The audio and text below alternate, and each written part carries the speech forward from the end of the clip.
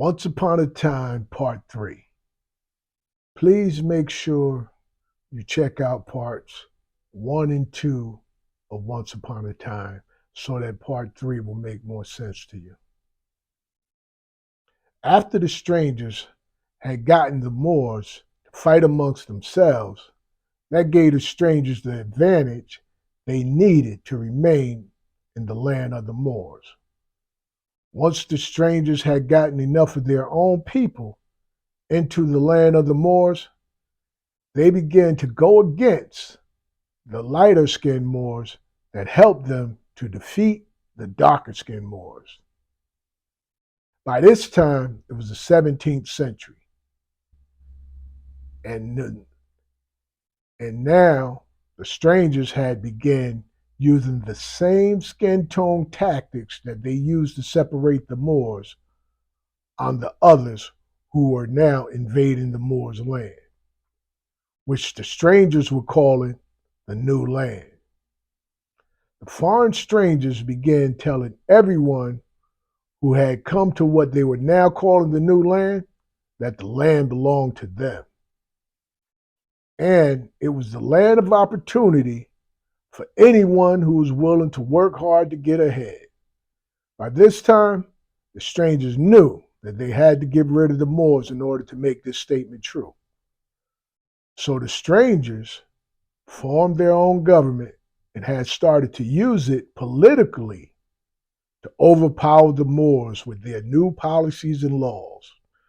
Because the Moors still had their government and laws, many of them would not adhere to the foreign laws or the strangers' government that was created by them and for their interests only.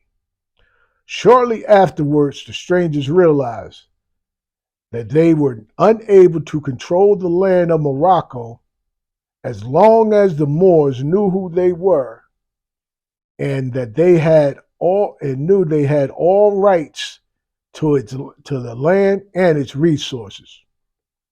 Because the foreign strangers were unable to defeat both the light and dark skinned Moors fighting together in order to keep control of their land, the strangers decided they would be smarter and use a pen rather than a sword.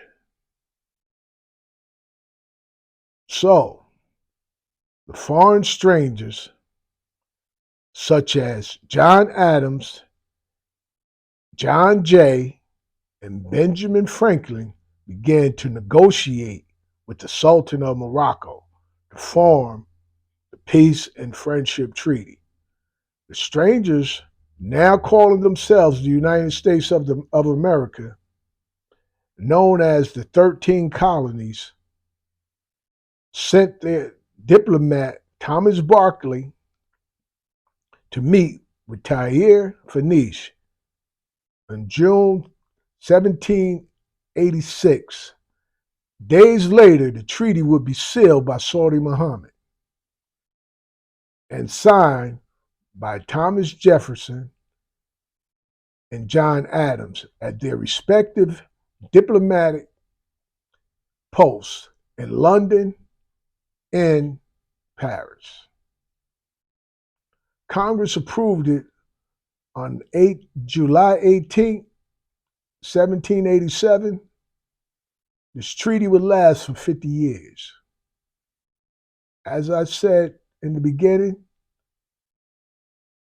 make sure that you look at part 1 and 2 of Once Upon a Time so that part 3 will make sense to you, as well as subscribe if you already have it. Share this with others, leave comments, and press the notification button so that you will be alerted anytime any new content is released.